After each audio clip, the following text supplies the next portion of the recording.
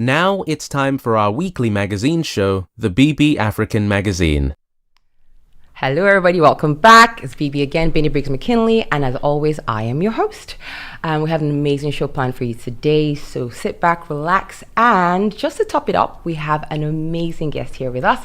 She is the gorgeous Paris Ikunna.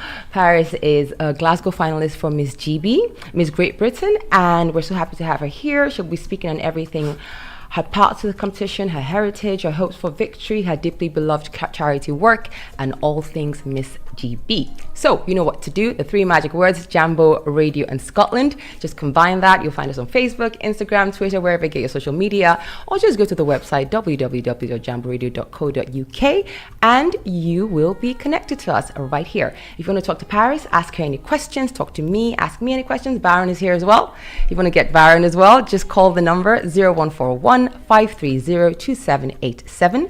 That's 0141 530 2787. If you're shy, you don't want your voice to be on air, just make a comment on the Facebook page and we'll read out your comments. So, are you ready?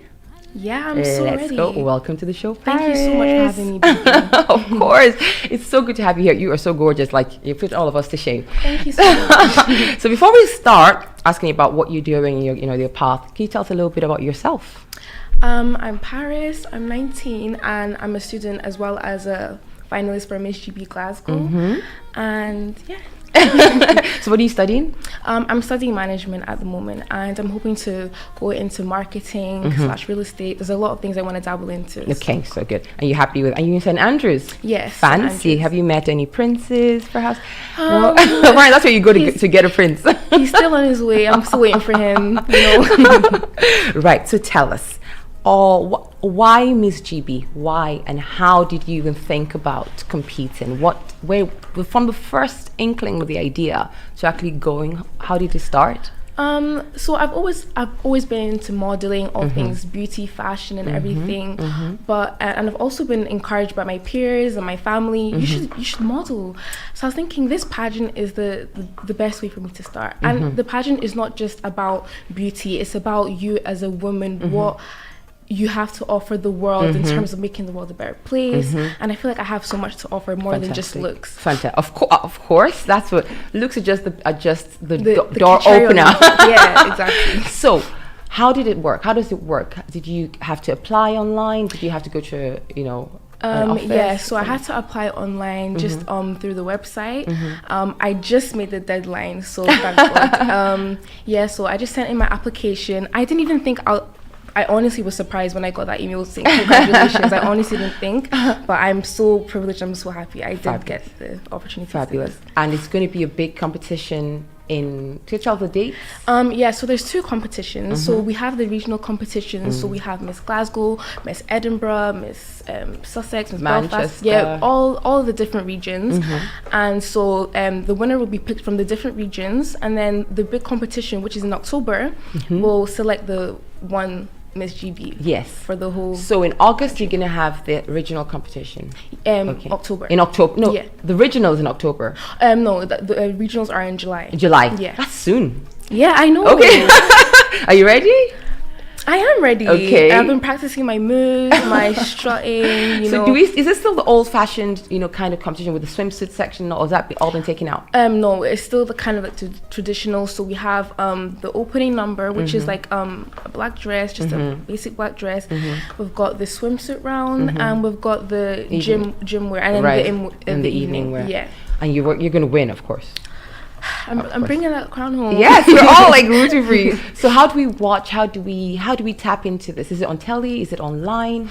I'm not quite sure about that yet. I do know there's going to be like social media, like live videos and stuff. Right. But like regarding television, I'm not quite sure about that yet. Okay. But you're excited about this? I'm excited. And are you the only person of color this year, or are there other people of color as well? I'm the only black girl, but we do have a mixed race girl in the competition as well. We want a black girl to win. Can I say that?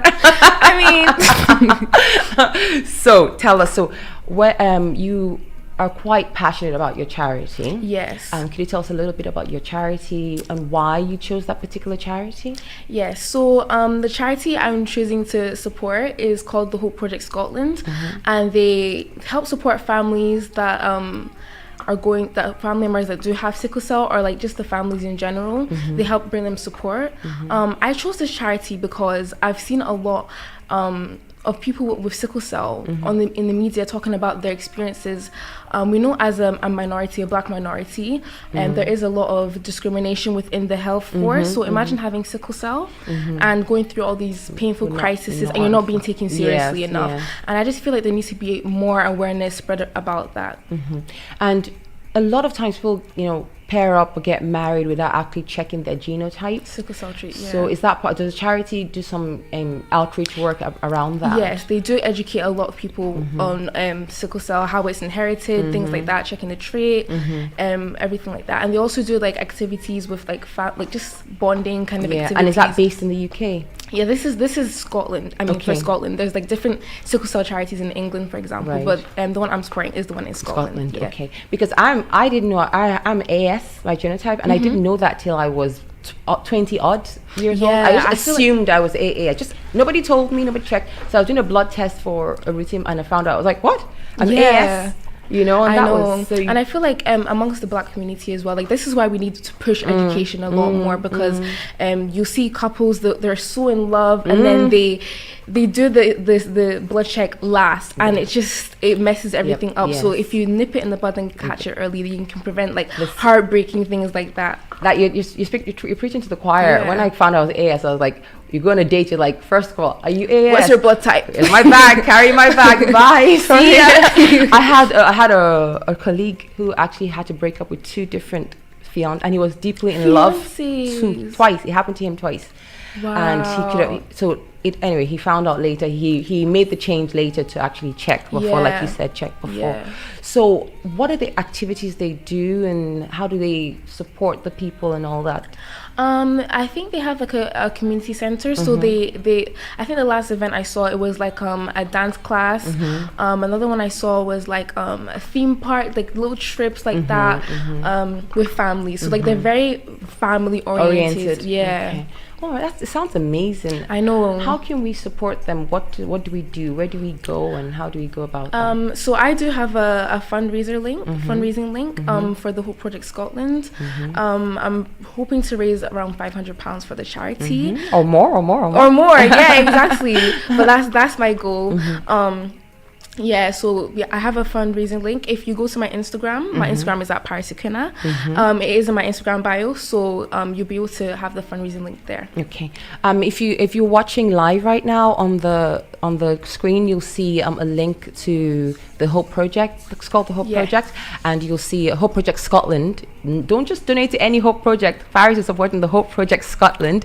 So if you see on the screen, you'll see some of the details for that. Or like she says, go to her Instagram at Paris Ikunna on Instagram, and there's a link there to PayPal. You can donate there as well. It's amazing. And in the black community, it's such an under-researched. I mean, there's more research now, but there was a time when it was very under-researched, and especially here in the West. I think back home, there's a lot of work being done because it's more common, but here in the UK there's less work. People are less aware, so any kind of information or outreach works. So please be generous, support Paris in her journey and the charity, because it's an amazing charity as well, and we'll put that on our Jambo Radio website as well, so people have a link to that as well. Thank you. Okay, so let's come back to home. We talked a little bit about how you see yourself. So do you see yourself as Nigerian? Do you see yourself as British, as Scottish, as just a Glasgow girl? How do you see yourself? You know what? Like, this is a really interesting question, because whenever someone asks me where you're from, I'm like, what do I say? Do you want my ethnicity? Do you want where I was born, my nationality? So the thing is, I am all of these places at once. I was born in England, I moved to Scotland, my parents are Nigerian, so I'm all these things in one. I'm really invested in the Nigerian culture. Like, I love the food, I love the people, I love the music, and also at heart, I'm a true Scottish girl. You know what I mean? Like, I remember before, like when I first got into uni, I used to be ashamed of Glasgow. I don't know why. I just feel like, oh, listen, Glasgow, like, oh, embrace it. Yeah. And then like when I got to uni, I just like when you're away from home, you realize how much you miss it. And I was like, wait, like why do I actually miss Glasgow? And so now I just embrace it as much as ever. Like very much. A proud Scottish. Yes, very much. I've always like, I think Glasgow is like the crazy younger brother, and Edinburgh is like the uppity older brother. But yeah, I like it. We're a bit wild here. Glasgow over Edinburgh. So you all of this thing. So food, you say you like your Nigerian food. What's your favorite Nigerian food? I have so many. I'm so indecisive, but I think up there is geese dodo. I love geese dodo. Like whoever invented geese dodo, like they really were in their bag. Like pause. I hate geese dodo with all my heart. You're lying. And I always say whoever invented it, I wish I could find them and kill them. I hate it so much. I think it's the best thing since the idea of putting gizzard in dodo. It's horrible. It's yummy. You've just not had the right one. I'm so sorry. I'm an advocate for geese dodo. I just love it with all my heart. Worst food ever. I beg to differ. Sorry, go on. Sorry. Yeah, maybe another one up there is puff puff as well. I love puff puff. That is not food. You're talking about snacks, girl. What is your favorite food? Okay, food. Abula. What is abula? It's amala with like bean stew and like bakery. Okay. And like a red stew, and it's like you usually pair it with like turkey and like chicken. So it's when they put the amala down and then put the bakery on top and then the wedu and then the stew and then I got it. It's okay. Delicious. I love it so much. It's like when I'm away from uni, like when I come back home from uni and my mom makes it, it's just like I'm home. I'm like I'm home. I missed it. Baron, do you know about amala? Yes, I do. Hallelujah. I thought Aquarius would be amala. No. So what's your favorite Nigerian food, Baron? Obviously, from my place, has to be, yes, you get it. Yeah. And sorry, what's your opinion on geese dodo, by the way? I'm indifferent. I mean, oh my god. I don't hate it. I don't love it. I don't like that food. Somebody scammed us with that food. No, it's the best thing since sliced bread. I'm sorry. I have to like. All right, so it's being a bit more serious now. So you're 19. Yeah. And that is super young because I think I have clothes that are older than you. But you just started. You're in uni. You're third year. You're seeing your future ahead of you. You're doing so many things. You're supporting charities at such a young age. I don't think I knew what to do with a charity at your age. You're in a competition. You're a face of the community. You're the only black girl, like you said, in Glasgow. Yeah. So people are gonna watch this and see you and hear you and go, wow, I could do this. I could see her. She's an example. Yeah, that's exactly why that was why I put in my application, because I know that there's, even with like being black and Scottish, like not many people know that we exist in Scotland. We're kind of like leprechauns. Like whenever I speak to someone else like about where I'm from, it's like, black people exist there. Like they think it's just like fields and sheep and like no, there's actually humans here. We're not all tough in the cave. Yeah, exactly. Okay. But yeah, that's why I even applied in the first place. Like I just wanted to be the face for black girls. Like that's one thing. I want to leave a legacy, and I want to be the kind of like figure that people look up to, like, yes, I can do this. Like if she can do it, I can do it too. That's inspiration. That's what the show is all. The show is all about positive representation of the African community. No, because we have enough bad news and there's enough outlets that cover that, but this particular show is always going to focus on positive things, people like you doing amazing things. So if there's a little girl out there who's about 5, 6, 7 years old and she's watching this, or her older sisters are watching it and they call her, and what advice would you give that person? I would say, from young, I've always been passionate about beauty and everything. So as a little girl, you always have that little inkling. Don't let anybody tell you otherwise. I've been discouraged many times, like the modeling world is hard, this and that, you're a black girl, about your body image, like you're not skinny enough, or I feel like if you want to do it, just go for it. Literally just go for it, no matter what anyone tells you. If you have that desire in your heart and it's something that you want to do, go for it. And does that extend to things apart from beauty, things like in school and goals and all work, that? Career, anything? Like I feel like everyone is born with like their true purpose, like what they like as a child. Like everyone has like the kind of things they want to do, maybe a nurse or a police officer or a firefighter. Like everyone has that little inkling that's just always been inside them. And I just think it's important to follow that, because If not, who else is going to make you happy? Only you can make yourself happy. You're responsible for your own happiness. So why not chase that dream? You only live once, you know? You seem to have a good head on your shoulders for someone your age, because I've talked to young people your age and they don't seem to know what's... I mean, no, that's not fair. I've talked to some young people and they're very with it, like you, very with it. They know what they're doing, you know. But it seems like you guys are a minority in your generation. Your generation is very fast-paced, and you know. Yes, I get that a lot. You know, I get that a lot. Yeah, so you seem to have a very. So I'm very sure you're going to go far with this. I don't have any doubt about that. Have you felt since you started anyway, because you're black, have the organizers been really cool? Have they been good? Everyone has been, you know, I was really nervous about that at first. Like when I was applying, like when I even first got that congratulations, like my heart was pounding. I was really scared. I was like, oh, what if they're this? What if they judge me? But honestly, like everyone is so lovely. Everyone is so nice, so welcoming. There's none of that like mean girl vibes at all. Like everyone... I want to stay get here. I want to stay positive, you know. Yeah, but like so far, like all the girls have been nice, supportive, you know. We've all been having like our little fundraiser events. So So you're going to different events, yes. Yeah, like I had an event, was it last week? And it was like for the whole Project Scotland. It was a little, I wanted to do something different. So I had so like you invited them? Yeah, I invited them over. Some of them couldn't make it, but one did. And it was just amazing. Like I just want to say I'm so thankful for everyone that came through. It was really fun. Like we had like a pampering session, and then we did some painting after, and there was food and music. It was just good vibes, and everyone had a good time. So yeah. So far so good. So far so good. We'll get here. Do you have a date in July for the competition? The 28th of July. 28th of July. Yeah, so the end of July. So you have a few more weeks to go. Yeah. So how are you preparing? You said you have all your stuff, right? You brought your dress and all of that. Yeah, I'm getting my dress custom made. Ooh. So yeah. Vicky James maybe? Vicky James? I don't know. But yeah, I'm having it custom made. I've been practicing like in my back garden, like all my struts, my moves. I've been watching videos for hours. Finding like all the little bits and pieces for like the different rounds and stuff, you know, just making sure that I perfect my craft so that when I do get up there, I'm killing it, I'm owning it. Is it a talent section or? No. Okay, so you don't have to practice violin or anything. Good.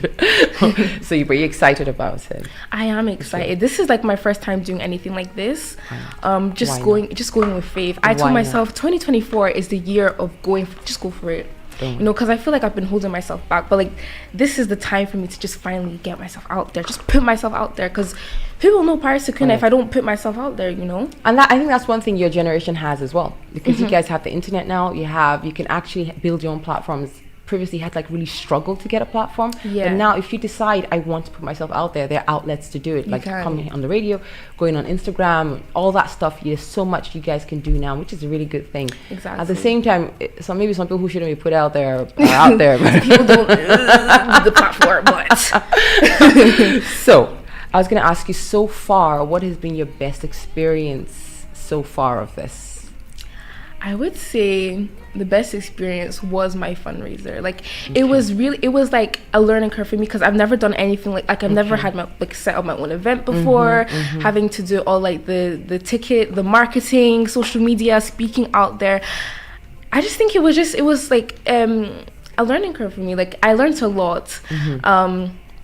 About even just the business side of things. Like I didn't realize like how much thought has to go into these things, like budgeting and stuff. I just found that really good, because it kind of like has got something to do with my degree as well, you know, because project management. So like I just gained some experience with that as well. So you can actually use that when you get back and you're doing some stuff in school as exactly. I can say I've applied it in real life, you know, and it was successful. Like everyone enjoyed it. Everyone was like, Paris, so you should dabble in event planning, you know. Like it was good. It was good. And what has been your worst experience so far, or most challenging experience so far?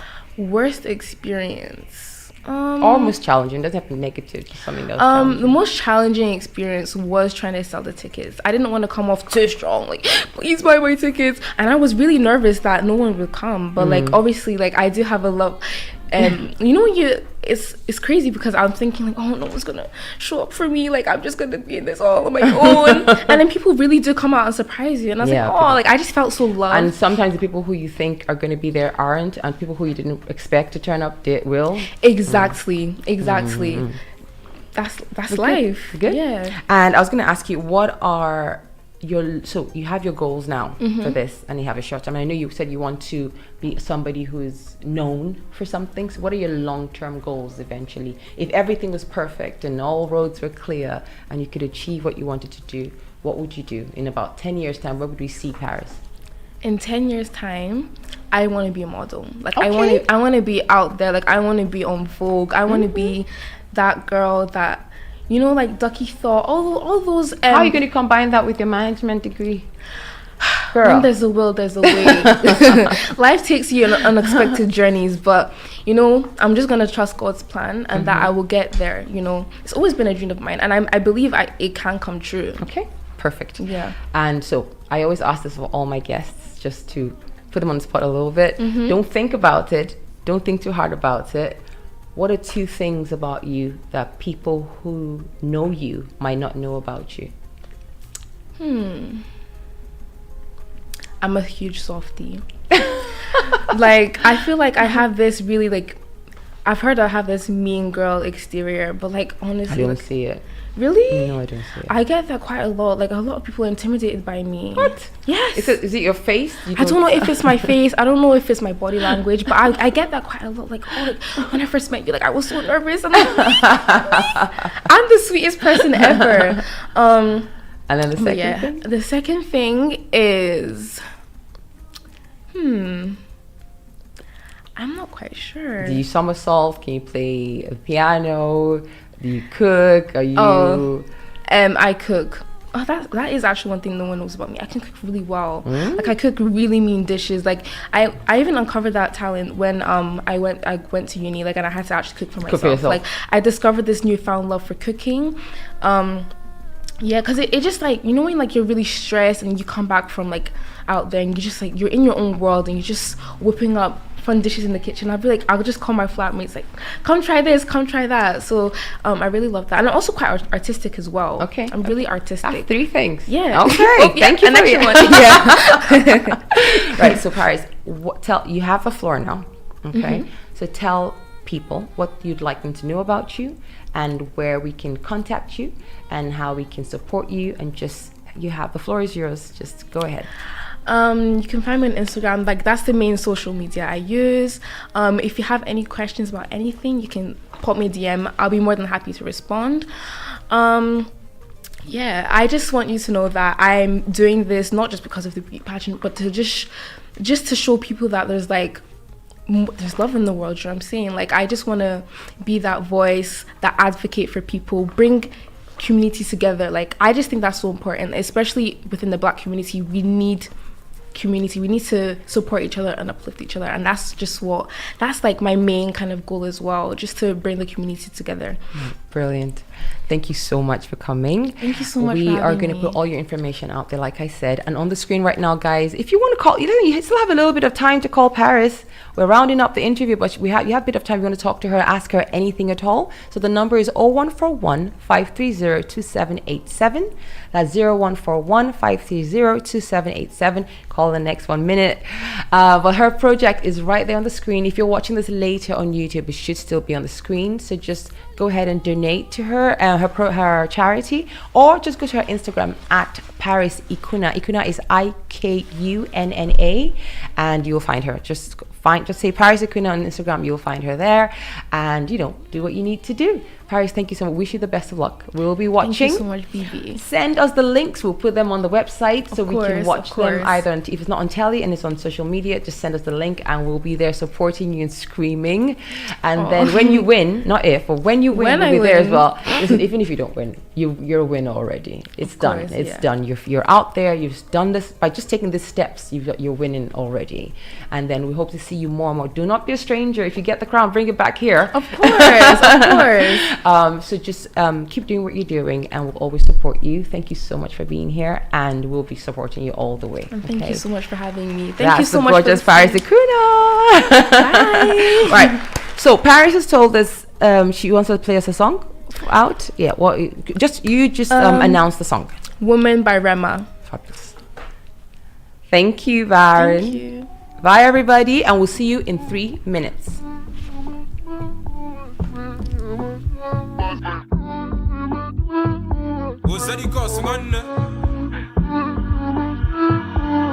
Another banger. I'm in love with plenty women. I know my marry all of them. It no matter the shape or color. I go make sure say I must collect. I get one will be my sponsor. I get one where they call me honey. One way they do me winchy winchy. She they do like patience or zoko. Wale color. Get in my room make you lot on. Body they move like a python. Love where they giving me iron. Wale color. After the room to the palace. Then make you pose for my canon. Love where they boosting my iron.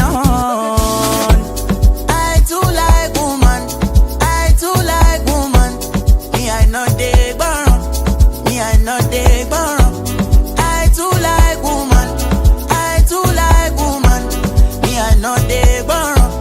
Me I know they burn. Sakolo weko, oh weko. Sakolo weko, oh weko. Ikebe one meja, ja one, ja two, ja three. Sakolo weko, oh weko. Sakolo weko, oh weko. Ikebe one meja, ja one, ja two, ja three. Too many girls in my DM. Uganda to London to Benin. I pray make I no go reply them. Never to be a no love oh. Back to the matter oh. Since I dey look at your picture oh. Girl you go finish my data oh. Asapete pro koto makule. My desi girls from my explore. Them anywhere me adore. If they no do no be by force. Plenty way they we go conquer. They we go conquer. Enter the room give me your phone. Make they no go see me for blood. In my room make you lot on. Body they move like a python. Love where they giving me iron. Wale, color. After the room to the palace. Then make you pose for my canon. Love where they boosting my iron. I too like woman. I too like woman. Me I know they burn. Me I know they burn. I too like woman. I too like woman. Me I know they burn.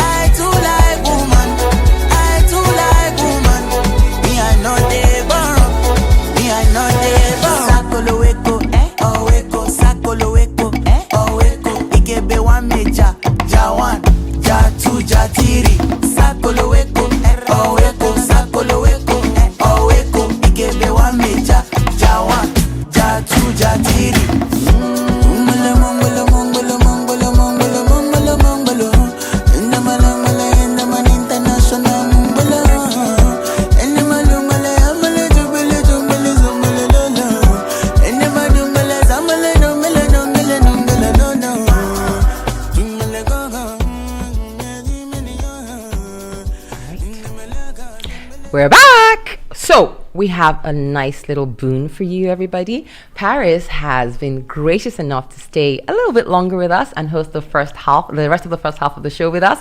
Thank you so much. Can I have a drum roll, please, Baron? I like catching him out every time. Fabulous. So every week we talk about our African travel segment. Summer is here. I'm sure you've planned all your vacations already, but just in case you haven't, we'd like to entice you with different parts of Africa that you could plan your vacation. We've done South Africa, Kenya, Zimbabwe. We've done so much on the continent. And today we are going to Senegal. Woo. So why would we want to go to Senegal? Why would we want to visit Senegal? Let's find out. Courtesy of our friends at Top Travels. We're going to watch this and we're going to come back and talk about Senegal. Today we bring you a list of the top 10 things to do in Senegal. Senegal is a country in West Africa. Senegal is bordered by Mauritania in the north, Mali to the east, Guinea to the southeast, and Guinea-Bissau to the southwest. Senegal nearly surrounds the Gambia. a country occupying a narrow sliver of land along the banks of Gambia River, which separates Senegal's southern region of Casamance from the rest of the country. Senegal's economic and political capital is Dakar. In this video, we are discussing the top 10 things to do in Senegal. Let's go! 10. Dakar.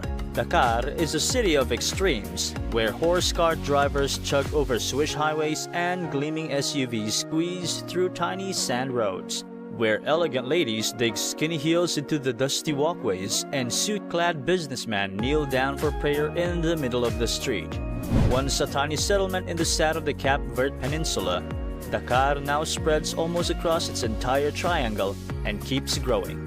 Make sure you visit the Dakar Ifan Museum to watch an outstanding collection of West African and Senegalese masks, amazing musical instruments, and remarkable statues. You can find this magnificent museum in Dakar, the capital of Senegal. In Dakar, you can also find some of the worth visiting markets such as the main markets and Marché de Télin. Don't miss visiting some of the stunning coastal beaches to enjoy swimming that you can find in the Ile de Madalena in the vicinity of this capital city. For the traveler, there is much to discover, from peaceful islands just offshore to vertiginous nightlife dancing to Mubalak's beats. You can spend your days browsing frenetic markets and taking in the sights of bustling downtown, followed by sunset drinks overlooking the crashing waves. At once both intimidating and deeply alluring, Dakar is a fascinating introduction to Senegal. 9. Saloum Delta National Park. Don't miss visiting the Saloum Delta National Park that stretches over 76,000 hectares in the western area of the Senegal. It features outstanding biodiversity. You can find here fishes, various species of birds, savanna, and mangrove forests. One of the interesting facts is that this incredible park is listed as a UNESCO World Heritage Site. You can have a pleasant experience by touring between several beautiful green islands by using a traditional African boat or pirogue. 8. Petit Côte. Walk to the south of Dakar to find a peaceful, spectacular beach area that is widely popular as Petit Côte. This exquisite coastal region stretches more than 150 kilometers. Here, you can watch eye-catching golden sandy beaches and spellbinding Atlantic waters. Explore beautiful green areas, enjoy playing golf on the golf courses, and spend a pleasant time on the beach. You can also find here some of the biggest tourist-oriented towns, namely Sali, Portugal, and Embour, and some wonderful hotels. 7. Guet Ndar. Guet Ndar is a busy sea town that you must not miss to visit when exploring Senegal. It lies in the south of St. Louis and well connected to the sea. It is more popularly known as a fishing town. Make sure you watch plenty of boats flowing on the waters of river and sea here, and enjoy the experience of catching one of the fresh fishes from the river, and be sure to explore the local culture of this town. 6. St. Louis. St. Louis, also popular as Ndar, is one of the oldest French colonial towns where most European squires resided.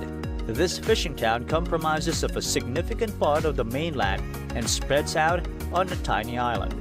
Make sure to visit the oldest church, which dates back to the 1828 era in the Senegal here. Also, you can find a Muslim cemetery where the net of the fishermen covers their grave of the respective net's owner. 5. Cap Skirring. Cap Skirring is a town on the Atlantic Ocean coast of the Basse-Casamance-Ziguinchor region of Senegal. It's a popular seaside resort with Europeans and has an airport and a golf course. The beaches at Cap Skirring are some of the finest in West Africa, and better still, they are usually empty. While there is not a lot of happening here culturally, aside from the weekend nights of live music, Cap Skirring makes a fine base for a few days of unwinding. You can also alternate days on the beach with exploring traditional Diola villages to the east, or opt for some of the many activities on offer, including kayaking and mountain biking. 4. Gorée Island. Gorée Island is one of the famous tourist spots situated near the coast of the capital Dakar. It's a crucial place for African Americans who visit it to pay their respects to the past of their ancestors. Ruled in succession by the Portuguese, Dutch, English, and French, and the historical UNESCO-designated Ile de Gorée is enveloped by an almost eerie calm. There are no sealed roads and no cars on this island, just narrow alleyways with trailing bougainvilleas and colonial brick buildings with wrought iron balconies. It's truly a living, visual masterpiece.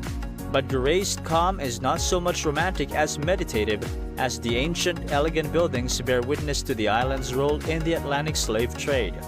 The island is also home to an active artist community with small studios sprinkled around the island. 3. Parc National des Ojuges du Juge. With almost 300 species of birds, this 160 square kilometer park is one of the most important bird sanctuaries in the world. Flamingos, pelicans, and waders are most plentiful, and large numbers of migrating birds travel here in November. The lush setting is no less impressive. These vast wetlands comprise lakes, streams, ponds, fords, and sandbanks. The park is best explored by pirogue. Boat trips can be arranged at the park entrance or at the hotels. 2. Casamance. Plan to visit Casamance, a region situated in the southeastern area of Senegal. You get a great opportunity to watch amazing wildlife in the tropical vegetation dominant area here. Ziguinchor is the biggest city in this amazing area of Casamance. Make sure you don't miss the wonderful experience to spot a dolphin, enjoy snorkeling, try fishing, and discover many other fabulous activities and attractions in Senegal's Casamance. Besides all this, you can also discover more about the Jola community, which is famous as an ethnic group dominating this area in Senegal. 1. Senegal River. Another wonderful attraction that you should not miss in Senegal is the stunning Senegal River. This majestic river flows and covers over 1,700 kilometers. An interesting fact is that this amazing river creates an impressive fertile valley in the middle of the Sahel Desert. Make sure you take in the breathtaking sights of the fabulous dams and incredible marine life. Discover the historical significance of this exquisite river and how the river had been useful during the era of the traditional Senegalese living. This is there's so much. Senegal is such a combination of traditional and modern. There's still people living quite traditional lives, and yet they have such a vibrant city life as well. And they have a pink river. Where the flamingos are. It turns pink at certain times. There's certain algae that live under the water, so they make the river pink. And it's very interesting. Have you heard about the statue for freedom in Dakar? It's the biggest one. Yes. I think it's like the biggest in the world, or is it Africa? Yeah, it's massive. But you can go in. It was cost like billions, but I think now what you do is that they sell tickets to it, so you can go inside it, and then you pay, so they'll make the money back. And but it's pretty. It's a very fascinating country, and they have one of the museums for African civilization, and it has all, like, they're trying to make a record of African civilization from the beginning to the end. So they have lots of artifacts and all of that, and it's all climate controlled. I love that. So it's a very interesting. I don't think they've fallen into the pit a lot of francophone countries to the ex-colonials of France, where they owe France so much and they're so beholden to France. I think Senegal has managed to break away from that a little bit. Anyway, so what do you fancy going to Senegal at some point? Have you been to Senegal already? I haven't been to Senegal. I have a lot of Senegalese friends, and we're always talking about how beautiful Senegal is. It has Senegalese twists. Yeah, like even Senegalese jollof rice is the original jollof rice. I need but it's to not try. like ours. No, we don't need to try it. No, we don't need to try it. You don't think so? We perfected it. Why mess with perfection? But yeah, I've heard the Senegalese culture is so rich. I love the attire. They're quite similar to Nigerians as well. But I would love to go to Senegal one day. Yeah, I think it's something, and it's something you can do a city break, or you can go something more resort. Resort. It's great. It's good to have all these places to go to. There's so many places in Africa to go to. I mean, it's not always Tanzania and Zanzibar and Kenya. We can go to other places. Other African countries. Yes, you can visit. And we're going to bring it to you every single week. Every single we're going to have a different place to go to, so you can make your choice and decide if you want to visit or not. And we're going to be back with Paris in a few minutes, but in the meantime, here is Yuk Yuk by Viviane Chichi, who is a Senegalese artist. Enjoy.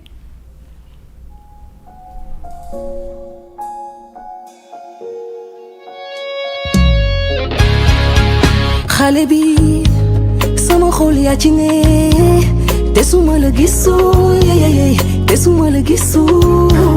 Nduma nduma reer. Yarabi na la leer. Desuma la gisul, no, no, no. Desuma la gisul. Oh.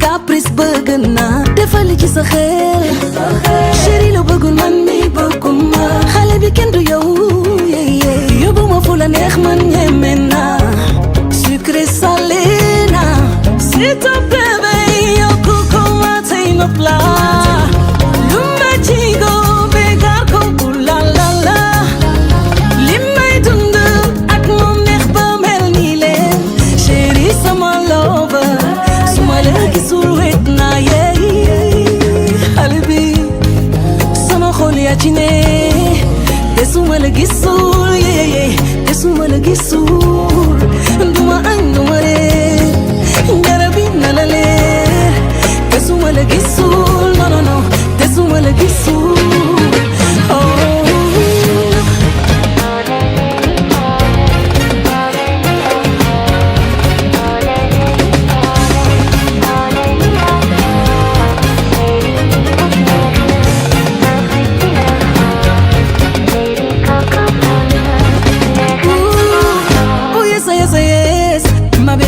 safuko nanana buguli meti sama xol nanana du taxawalu dem fune nanana yeah mbëggeel bu doon drug overdose na ndax moom la use man xale bi le sik na yeah s'il te plaît bay yokku ko ma tey no plat yeah lu ma ci go bégar ko bu la la la oh jege ma baby ay ay ay ay yow chéri sama lover gisul dof na yeey xale bi sama xol yaa ci ne desuma la gisul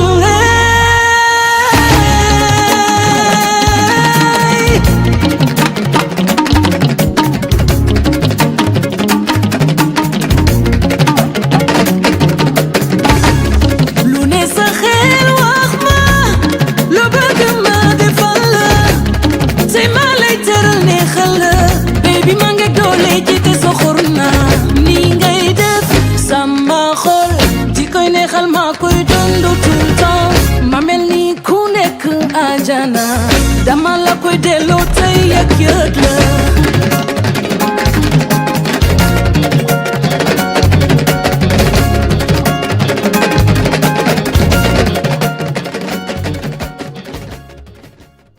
Welcome back to BB's African News Magazine Show and Jambo Radio. I'm still BB and Paris is still Paris. Are you? Yep. Now we're going to loop in Baron here. Baron, say hi because we're going to loop you in on this conversation.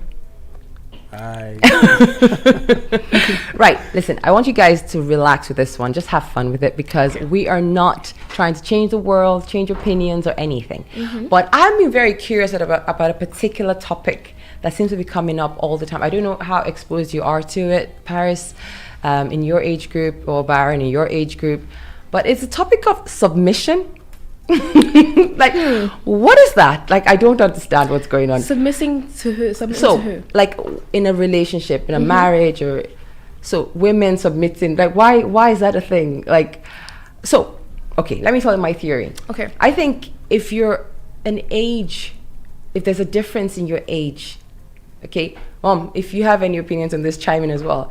If there's a difference in your age, let's say your husband is 5-10 years older than you, and okay, so you have that situation, well, fine, submission, whatever, you go to work, come back, you give that respect thing. But if you're the same age, matching incomes, matching goals, you're the same, why does the woman have to submit to the husband? I don't know. Is it just a gender thing? I don't believe in that. I don't believe in submitting to someone. That should be a partner, right? Yeah, it should be. At that point, it's a partnership. I feel like in the instance of where as a female, right, we talk about the feminine and the masculine, and the feminine is usually to relax and like nurture the home and take care of the home, and she can only do that if her partner is in a position to be able to provide that. Yes. And I feel like when your man is providing for you, that's when you can submit. But if you're on the same level, it's kind of hard to do that, and that's when it more becomes like a partnership. What is submission, Baron? Is this something you look for? I know you're not married yet, but when you do get married, is it something you're interested in, or what does the concept of submission mean to you? It's not like a straightforward thing. So could mean different things to different people. Then for me, it's not a situation where I would tell someone do this and then she just goes and does it. I like to say a bit of partnership. You could call it partnership. So let us work together, not because let me do it because I can do it better, not because it's my role. For example, you can cook this better, you do it. I can prepare this better, then I'll do it. Yeah. So why does it keep coming up? Why is this point so important to certain people? Why does it keep coming up? Because wherever you go on social media, you can't avoid this conversation. Everyone, I don't understand why the concept itself is such a thing. I feel like it's always been a thing. Like, is it why are men, so are women wanting to, or is it men demanding of? Is that what's going on now? And is it only a conversation in the African community, or is it a widespread conversation? Baron, what do you think? Well, it's still a conversation in the African community, mostly in Africa. But here it's no chance really, because let's say a man, you're working 9 to 5, she's working 9 to 5, who's going to stay at home? But the thing is, even in Africa, so I grew up, my mother worked 9 to 5, my father worked 9 to 5. They came on, most couples, young couples, they're all working. So you drive your cars in together, or you pick her up, and you come home, and then you go sit down and watch telly. She goes into the kitchen. Well, you both worked a full day. The thing is, I feel like in the Western world, the Western world is so different compared to African communities. I feel like I'm going to speak about Nigeria because I know about Nigeria. But there was this video I saw on Twitter about with this pregnant woman. She was heavily pregnant, like she was about to pop, and it was this man filming her serving her husband. She was kneeling down and serving him food, and he was like, "This is the kind of woman I want in my household." This woman is heavily pregnant. She should be resting. Great. That's the kind of woman. That's the kind of woman that typical African men are looking for. And I'm so sorry if we're in a relationship and you're not. No. My father there's no more typical African man in the universe than my dad. Typical, and yet he would never ever. It's about respecting your partner, respecting yourself. As a man, if you see your wife in distress and you don't help her, or you still demand her to cook for you and kneel down and all that, then you're not. What kind of man is that? Slavery. Like you don't want a partner. It's at that point you're just looking at your wife. It looks like you're looking at her as like below you. You want to just control someone. It's not. It's like the respect is. It's just not there anymore. So what is? I still don't get it. I don't get the submission thing. I don't understand it. I understand you respect. I don't feel you're as a wife you should insult your husband or vice versa. I don't feel you should lord it over anyone. Even if you're making more money, a lot of women make more money in Nigeria and they hide it, or they're running the household financially, but they can't say it. They have to pretend like it's the man who's doing it. Is that part of submission, Baron? No, I don't think so. I think it's an ego thing. I wouldn't say that.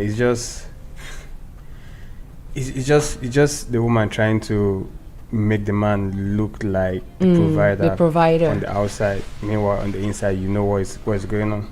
Why? But why is it that important, though? I think it's all about ego. You know, typically men have this like pride, ego, and there's this like image of being the provider, that they have to bring the bread home. So when a woman is maybe doing better than them career-wise, they kind of feel threatened and insecure in the relationship, and that's when that's not balanced. It's not balanced at all. Anyway, but I mean, I feel respect. Yes, respect each other. Fantastic. Yes. Treat your wife wonderfully. Treat your husband well. But one person having to submit to the other is just... And they always quote the same Bible verse, don't they? Like, women submit to your husbands, and the other part is men love your wives. But are you doing both, you know? Yeah. Anyway, it's good to hear you guys thinking about that. Baron, I love your perspective as a young man. You know, I can tell that your future wife is going to be very lucky. And Paris, you have a great head on your shoulders. So yeah, you guys treat each other well. That's it. Yeah. That's Just literally mutual it. respect. Yeah. Just don't do it to your partner what you wouldn't want to Done someone to to do you. to your sister, to your mother, you know, and to yourself. And women, respect Yeah. yourself. You don't have to insult your husband because you're doing well, but respect yourself and don't take, you know, bad treatment. Anyway, you guys work it out. We're sorted. for better or for worse. We've either succeeded in our relationships or we messed it up. But you guys still have a lot to look forward to. So please do your thing. All right, guys, we're going to come into part 2 of the show.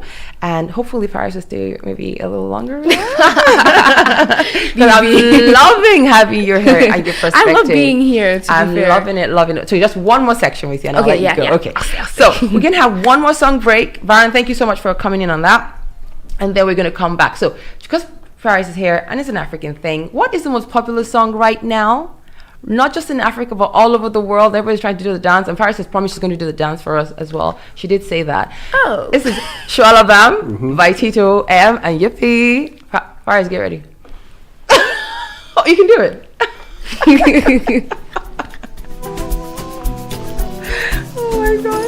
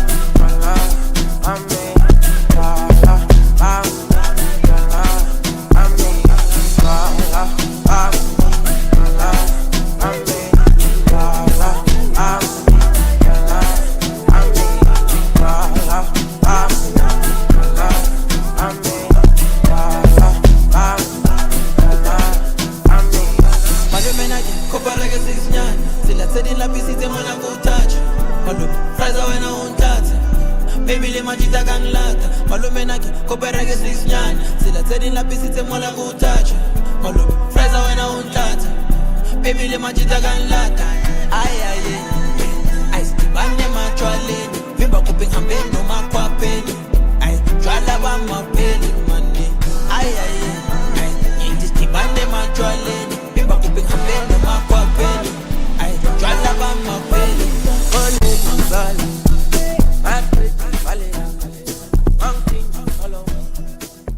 seen us. We were dancing. I won. I was the number one.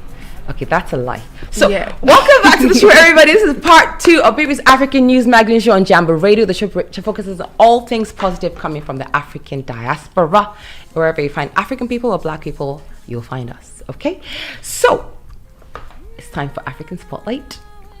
And every week we focus on a good news story or interesting story from the diaspora on someone or somebody doing amazing things in the community. And today we're shining our spotlight on the rise of African fashion designing star, almost superstar at this point, Vicky James. Heard about her? Yes. So in a sea of incredible talent, she seems to be standing out quite a bit. From her humble beginnings, her immense success, and not to mention her show-stopping designs. So let's hear more. Just a little bit, and then we'll talk about her. So Vicky James is a 30-year-old Nigerian fashion designer, gospel singer, and entrepreneur. She's the founder of the Vicky James, a fashion brand, and in 2021, she was a recipient of the AMVCA Best Designer of the Year. She was born in Insadatai. Did I say that right? Yes. Yay! Insadatai in Akwa Ibom State in Nigeria. But when her family fell on hard times, they moved to the slums of Ajegunle, Lagos State, and her mother started a tailoring outlet and became the sole breadwinner of the family.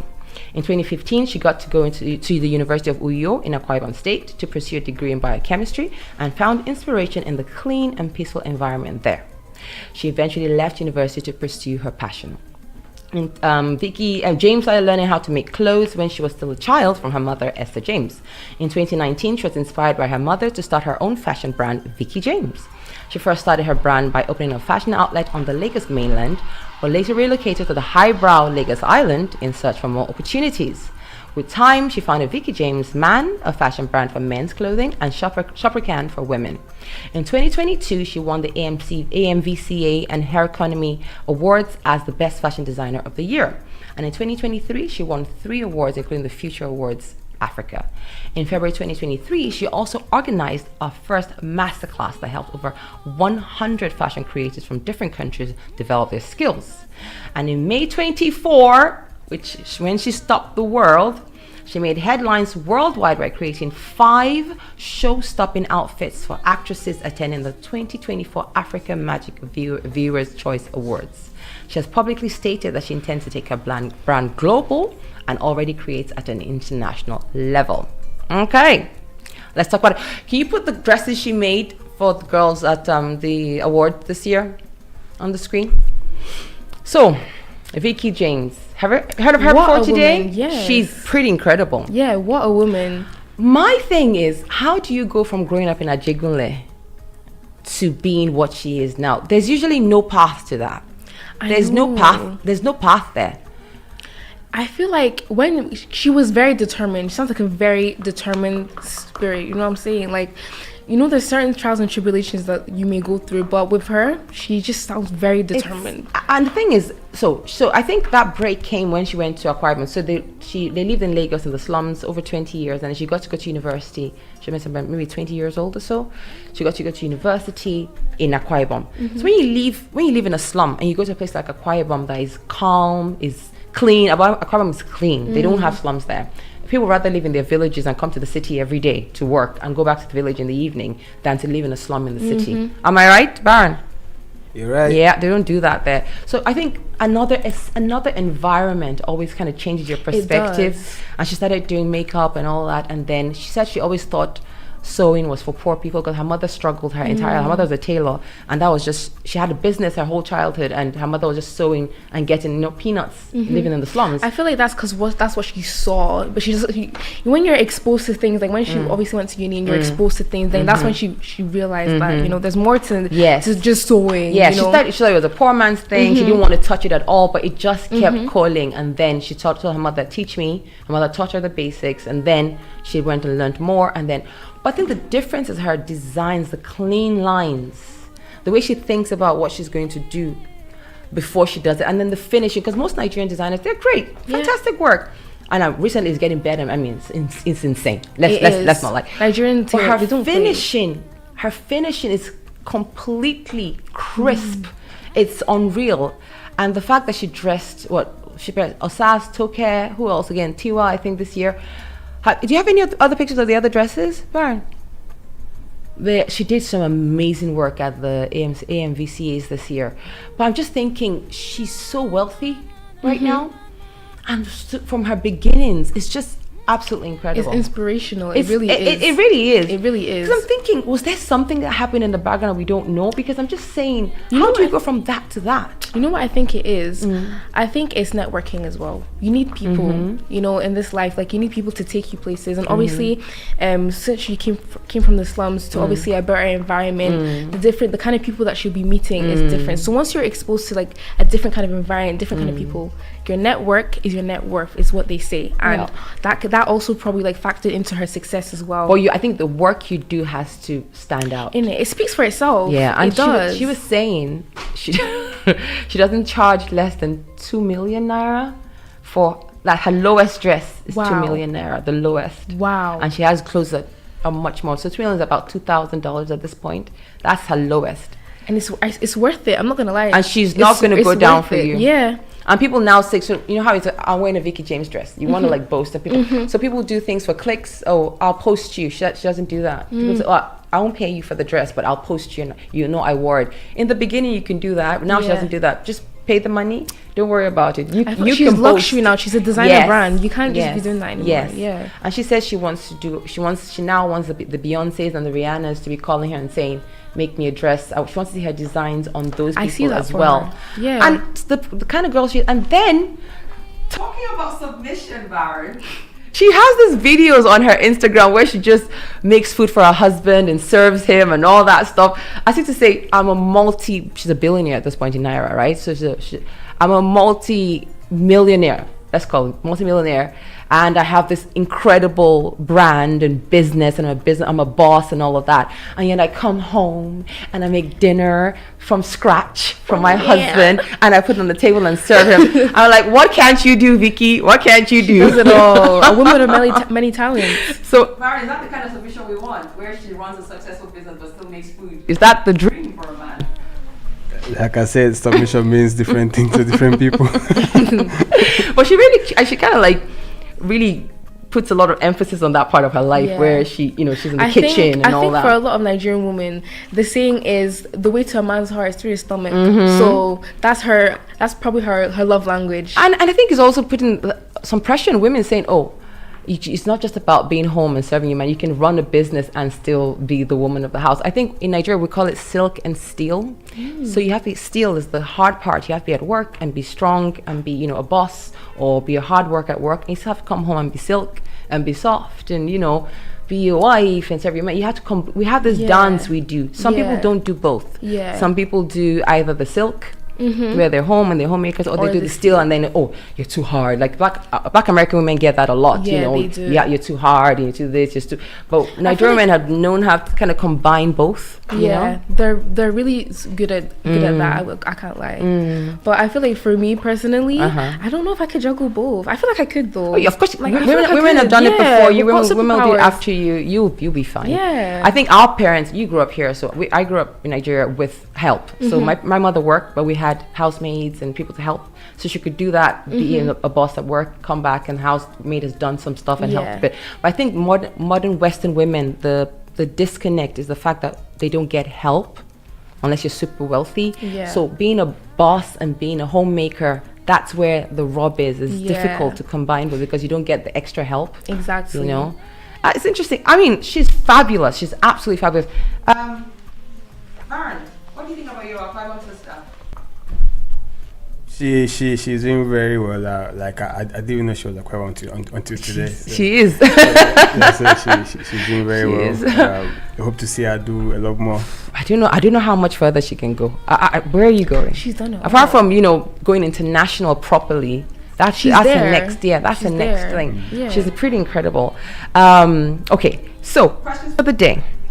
Okay. Does Vicky's story of grass to grace to glory inspire you? And is this a possibility for all people? And number 2, When do you know when to continue to push for your dreams or when to pivot? Okay, because she originally said she wanted to be a hairstylist, makeup artist, and she kept pushing that until she changed and became a designer. So if she had kept pushing for that, she might not have pivoted to the new career and been this successful as we know her. So 2 questions. Number 1, does Vicky's story of grass to grace to glory inspire you? And is this a possibility for all? And number 2, when do you know when to stop pushing for your original dream and when to pivot? Okay, do you keep going for your dream no matter what?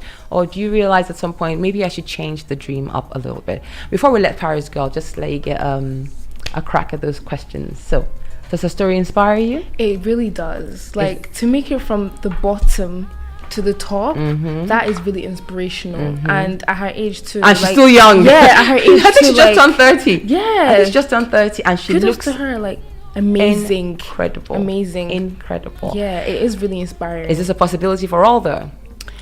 I mean, everyone's idea of success is different. Okay. But if we're thinking about her level, it takes many years. If you're really determined, you hear about, like, for example, artists that move to LA and they're doing waitressing jobs and haggling before they get to the top. It takes many years. You need to have that dedication. And then you're getting older. Yeah. Better go and get a real job. Stupid artist. I'm going to sing. What do you want to sing? Only 3 people are going to be successful in the singing. Get a job.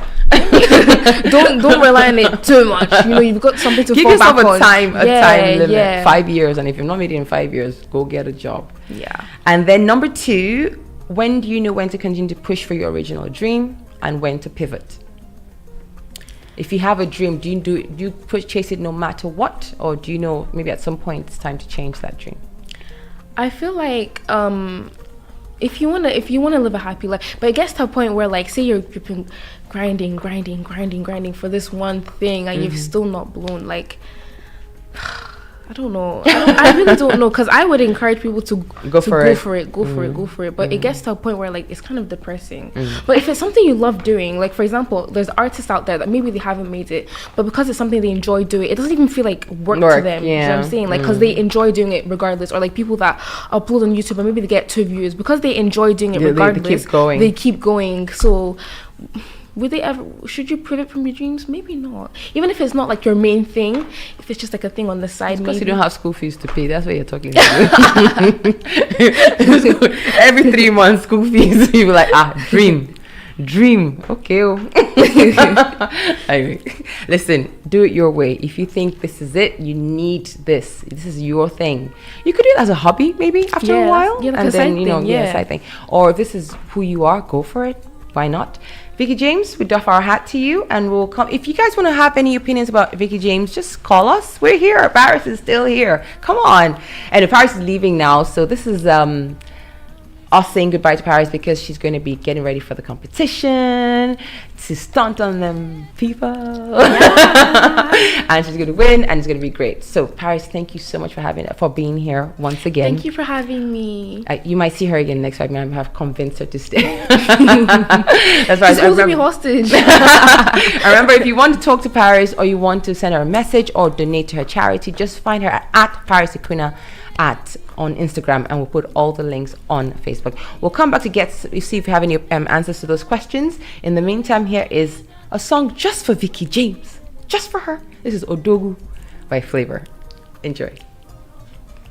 All right.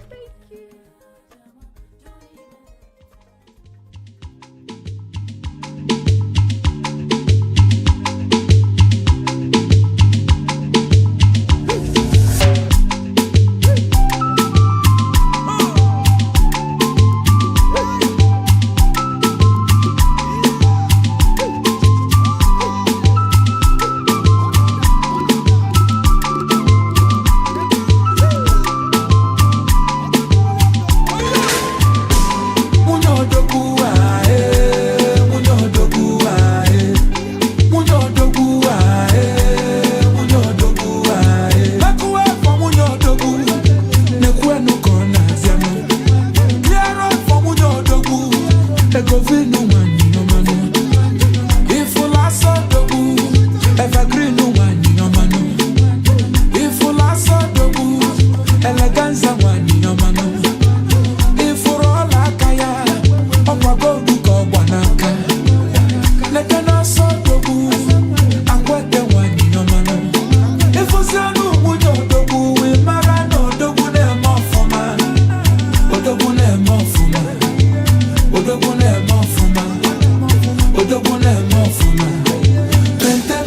Siski to beauty. Chawam. Munyo dogu ae. Munyo dogu ae. Munyo dogu ae. Munyo dogu ae. Munyo dogu ae. Munyo dogu ae. Munyo dogu ae. Munyo dogu ae.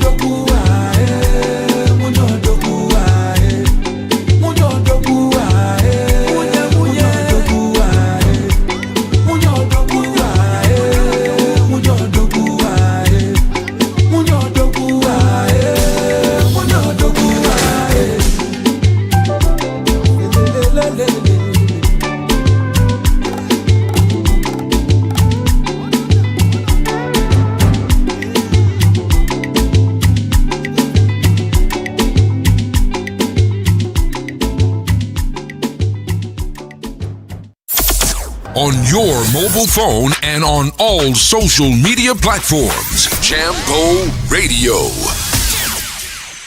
Do you live in North Lanarkshire? Are you looking for a job? Are you looking for funding and support to start your own business? Well, if you're a parent and you live in North Lanarkshire, that's towns such as Cumbernauld, Shotts, Wishaw, Bellshill, Kilsyth, Motherwell, Coatbridge, Moodiesburn, etc., then People Plus can help you. People Plus are running the North Lanarkshire Working for Families program.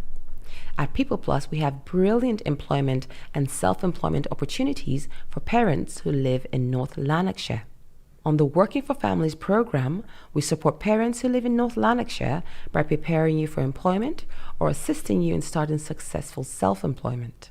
We have various accredited training courses that we can fund and put you through, and this will certainly help you in your employment journey. If you've been toying with the idea of starting a business, we'll be happy to help you start up. If you already have a business you've started, we'll be very happy to help you with funding, advice, etc. We're flexible and we will work around your schedules, as being a parent takes priority, of course. If you like a full-time or part-time job, some training, a placement, etc., we can support you, prepare you, help with your CV needs, interview prep, training needs, and job opportunities. So how do we help you with self-employment, you ask?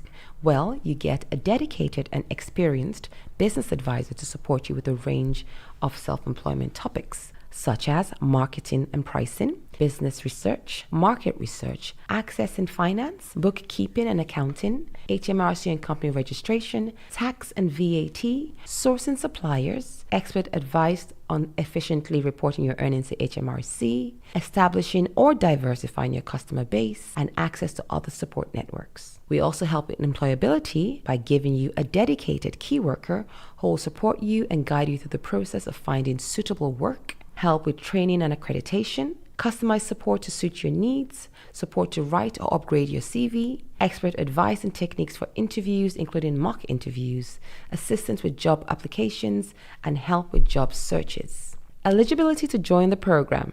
You must be a parent and you must live in North Lanarkshire. Just contact BB McKinley at email scotland.ef@peopleplus.co.uk. That's scotland.ef@peopleplus.co.uk, or call the number 07814 061 565. That is call or text 07814 061 565. Contact us today and we'll be happy to support you into work or self-employment.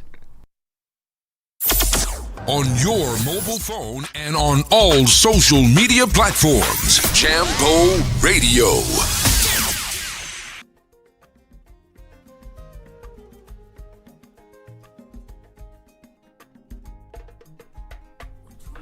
Hello, we're back to BB's African News Magazine show on Jambo Radio. It's just me and Baron left in the studio now. Paris is gone. We had a wonderful time with Paris Ikunna.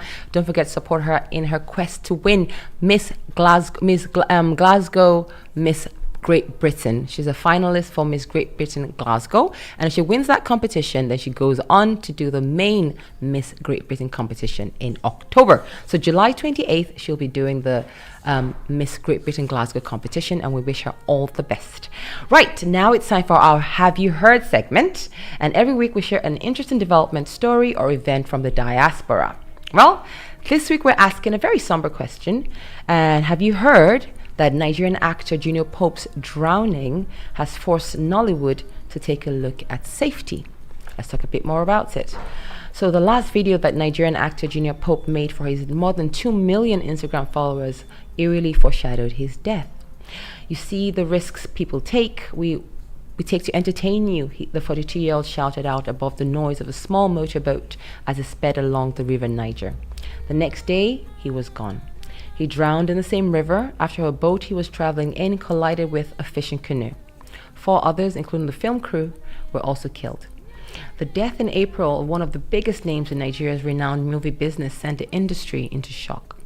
Actors have since been speaking out about Nollywood's poor safety record and calling for change. Nollywood is the 3rd largest film industry in the world after Hollywood and India's Bollywood. It produces more than 2,500 films a year, and some are by large established production houses, but there are dozens of smaller companies riding on the coattails of one of the country's huge success stories. After the fatal accident, the Actors Guild of Nigeria immediately responded, saying that all filming in and around rivers would be suspended indefinitely. It then called for safety standards to be implemented and observed. A preliminary report into the capsizing from the Nigerian Safety Investigations Bureau, released last month, found multiple failings. Number 1, the driver was not certified to operate the boat. Number 2, the boat was not registered. Number 3, only one person was wearing a life jacket. And that passenger, one of the 8 survivors, had brought the life jacket on board themselves. In a now deleted Instagram video posted soon after the incident, the film's producer, Adana Luke, said she had been told there were life jackets and that Junior Pope had been offered one but did not take it. I've been so traumatized, she says. I've been so cold. This whole thing feels like a dream to me, and I wish I could still wake up from this dream. Well, Ruth Kadiri, a top actor, producer, and screenwriter who knew Junior Pope really well, said he tended to be happy and extremely hyper. She then went on to say that incidents like the one that killed Junior Pope are far too common in Nollywood, and she remembers an incident where she almost drowned during filming. I had to shoot a movie, so we couldn't use life jackets, she said. I asked the team if everything was okay, and they said the canoe was fine. So I got on the boat, they started to paddle, and the canoe just tumbled into the river. She was saved by a colleague who grabbed her in the water. Kadri says that safety is an industry-wide issue, and whereas the bigger funded and well-funded productions can take measures, many smaller operations are unable to afford the extra costs. In order to improve things, she suggests a safety regulatory body should be established that can have people on film sets monitoring safety. The director was thinking about creating the content, the actor is thinking about getting into character, so we need to create an extra body, and it may save a lot of stress. And finally, actor Chidi Dike said Junior Pope's death was an awakening to all. He agrees that safety hasn't been taken very seriously, but notes that there have been some improvements. It's an unexpected legacy for the effervescent actor with a huge catalogue of films, but Junior Pope's final video may very well turn Nollywood into a safer place to work. Right, that is quite sobering.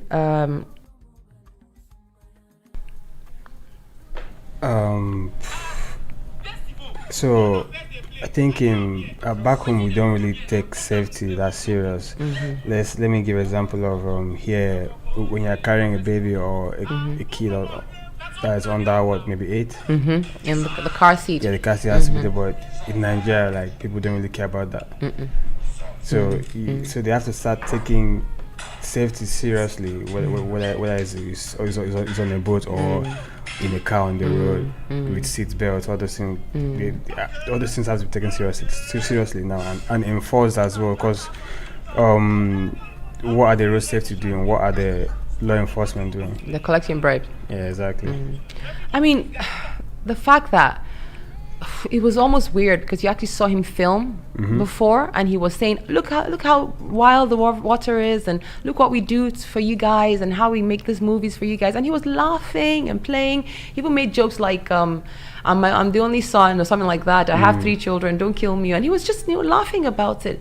He didn't know that was going to happen. It must have been such a painful thing for him, and he must have been so scared when he went into the water. I can't imagine how scared he was, that his fears were coming true.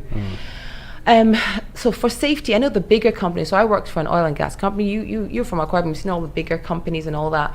So safety is paramount, right? We have the HSC rules, and you have to you can't go on the yard without sudden precautions being taken. You have to wear a hard hat. You have to wear it's so for the bigger companies. Yes, safety is because they're ruled by their multinational headquarters abroad, right? So they need, and then maybe in Dangote's, companies and people like that, safety is taken seriously. But in regular companies, you're right, it's not implemented as well as it could. And Nollywood has existed for so long at this point, right? Nollywood is 30, 40, 50 years old? About 40 years old at this point, and then really successfully in about 30 years, right? Safety should have been sorted by now. There's no excuse. Yeah, none. It's all about the environment. Quite sure if it existed in another country where these things were enforced, I'm sure they'll do better. There's just no excuse at this point. In an industry that you should know, okay, we're filming by the river. That's the budget for safety. It should be counted as part. Tom Cruise, for example, right? He does the Mission Impossible movies, right? Getting to insure him. I know he likes to do his own stunts. That he's known for that. They insure him every time he does a film. They insure all action stars, of course, but his premiums are insane because they know he can die. They know he can get hurt, then they'll be insured. So the premiums, what they pay, what the producers pay the insurance companies are insane. But they do it knowing that, okay, he's insured. If anything goes wrong, this is what's going to take care of it. Okay, they think ahead. That's in the contract. If they're filming in certain places, they need certain permits, permissions. They're filming river scenes, climbing scenes. There's a harness. There are things. Safety in movie making is one of the oldest conditions all over the world. You can't put your actors at risk. You just can't. You just cannot put talent at risk.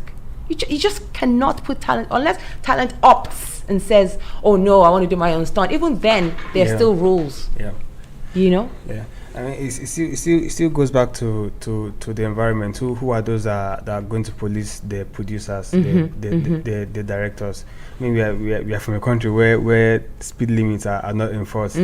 So, I think also, like she mentioned, bigger companies. Okay, bigger production companies might have some safety elements to them. They've taken some precautions, from what I understand.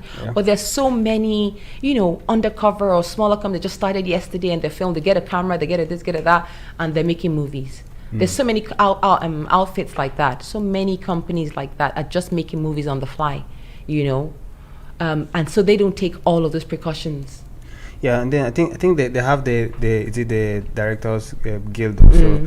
So those ones as well should have rules that govern them. Rules. Yes. Yeah. So if you're directing a movie, you're producing a movie, this is what you have to have in place at the scene. Have security, have the basic safety equipment, have maybe someone that knows maybe CPR.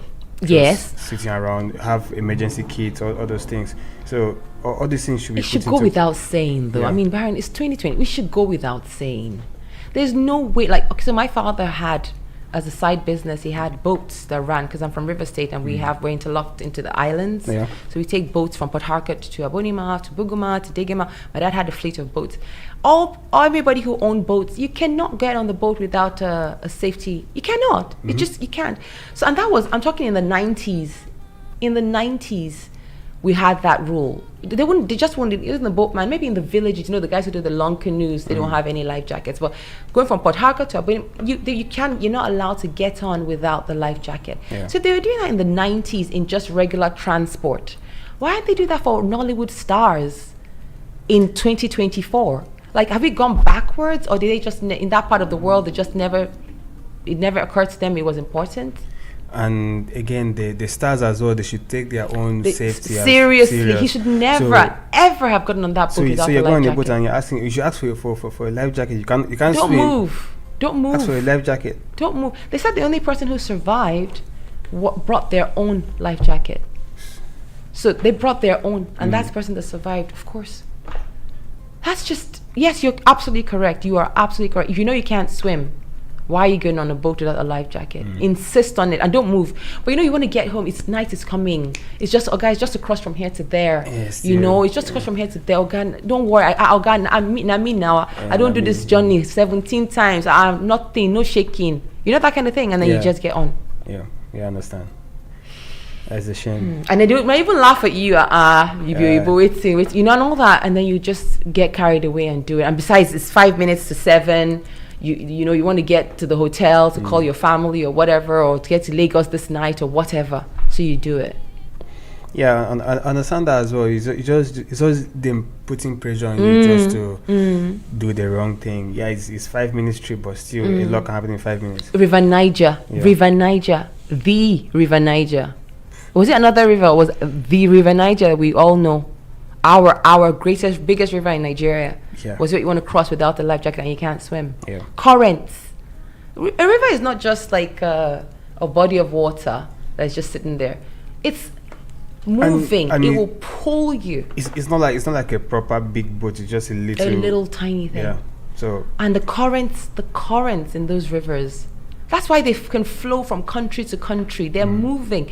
They're not just like water standing still, like a lake. A lake, you just go in, you swim, you enjoy yourself. This is a river that flows. It starts in another country, enters your country, continues in another country. How do you think it's moving from country to country? The currents are moving it. So your human body doesn't stand a chance. Yeah. Your human body does not stand a chance. It will take you, kill you.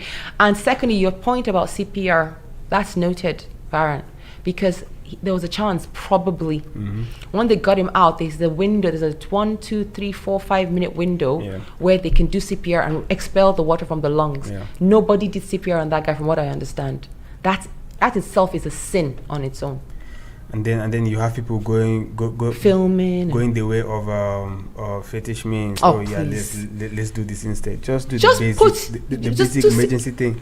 Do you know I don't know if he could have survived. I don't know how long he was out in the water. Yeah. But I remember I saw a video, I think, of them dragging him to the shore. If somebody had started CPR at that moment, how can none of those villagers know CPR? Not one.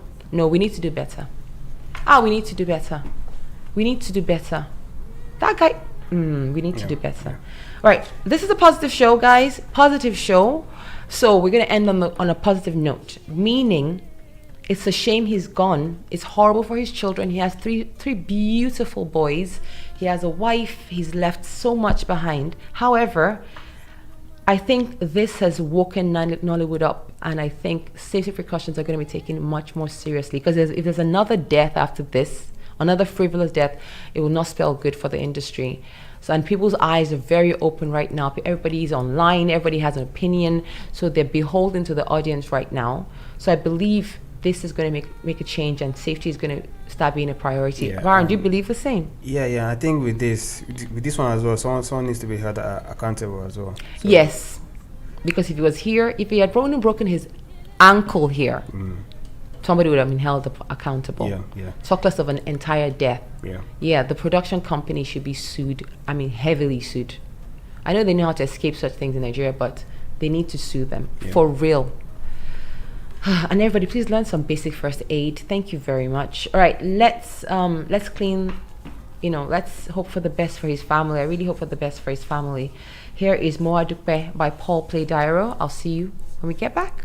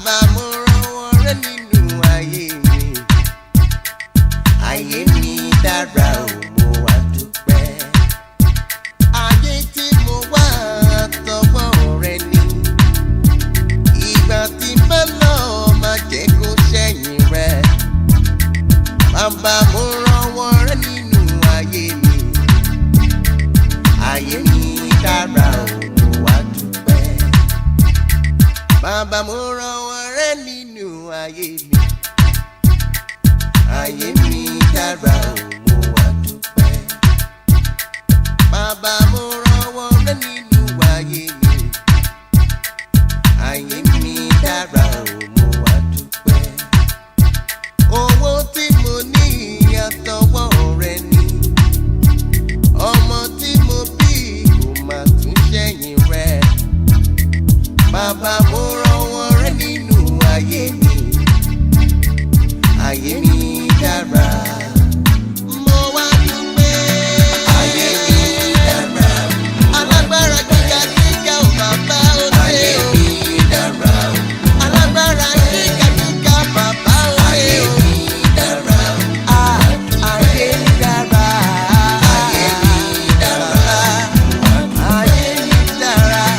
Ayé mi dára. Bàbá bàbá. Ayé mi dára. Ó ṣé bàbá ó bàbá. Ayé mi dára. Ó ṣé ó bàbá. Ayé mi dára. Ó ṣé ó bàbá. Bàbá mo rọwọ́ rẹ nínú ayé mi. Bàbá aláyọ̀ mo wá dúpẹ́. Bàbá mo rọlá rẹ nínú ayé mi. Ayé mi dára mo wá dúpẹ́. Ilé tí mo kọ́ àtọwọ́ rẹ ni. Àlàáfíà mi kò má tún ṣẹ̀yìn rẹ bàbá. Bàbá mo rọlá rẹ nínú ayé mi. Ayé mi dára. Mo wá dúpẹ́. Ayé mi dára. Mo wá dúpẹ́. Mo wá dúpẹ́ bàbá o. Ayé mi dára. Alágbára gíga gíga bàbá o. Ayé mi dára. Alágbára gíga gíga bàbá o. Ayé mi dára. Ọ̀rọ̀ mi dáyọ̀ mo wá dúpẹ́. Ayé mi dára. Ọ̀rọ̀ mi ti dáyọ̀ mo wá dúpẹ́. Ayé mi dára. Mo ṣe bàbá o bàbá. Ayé mi dára. Mo ṣe bàbá o bàbá. Ayé mi dára. Alágbára gíga gíga gíga gíga.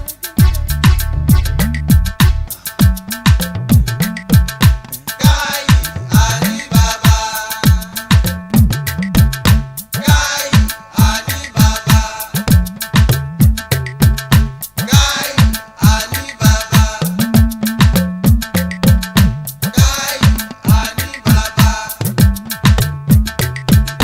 Gai Ali Baba. On your mobile phone and on all social media platforms. Jambo Radio. What's that to go? Lie on yourself. I'm the war. I'm the fight. I'm the battle. I got the powers. I got the powers. I'm about to release my powers. I'm about to release my powers. Ay, yeah, yeah, yeah, yeah, yeah. Abito sheka, kanduka kandusa, lebre la mandi, palebo, skendelebo. Abito sheka, da buskaba, le face fale, inda boski, wagose. Banu menu menu meji, banu menu menu meji, banu menu menu meji, banu menu menu meji. I got the power. I got the power. Citadel, Santus, Sanatorium, pandemic, epidemic, pandemonium, catastrophe, cataclysm. I'm a burning fire. I'm a burning fire. Ay, yeah, yeah, yeah, yeah, yeah. Abito sheka, kanduka kandusa, lebre la mandi, palebo, skendelebo. Abito sheka, da buskaba, le face fale, inda boski, wagose. Banu menu menu meji, banu menu menu meji, banu menu menu meji, banu menu menu meji.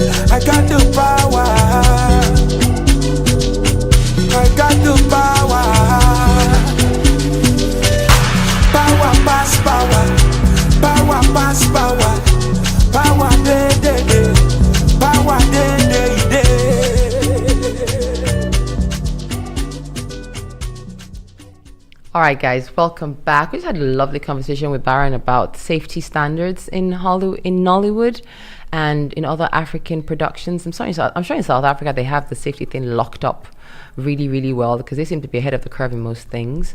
But we can't always use South Africa as an example. We have to, in our own backyard, change certain things. So hopefully, if nothing comes out of the unfortunate death of Junior Pope, then a change in safety regulations will come out of that. So we're hoping the best and we pray for his family. Right, now it's time for our favorite and most exciting part of the show, as always, and that is a moment in African history. I was too soon. Right, okay. So today we're still keeping in the theme we've had for the last few weeks, which is history of countries, not just history of legends and myths, which we'll do, but we've been doing the history of African countries. I think we had a little theme going on for the last few weeks. Maybe we'll change it up next week, who knows. Anyway, this week we are talking about the history of one of the coolest countries in Africa, and that would be Kenya. Yes.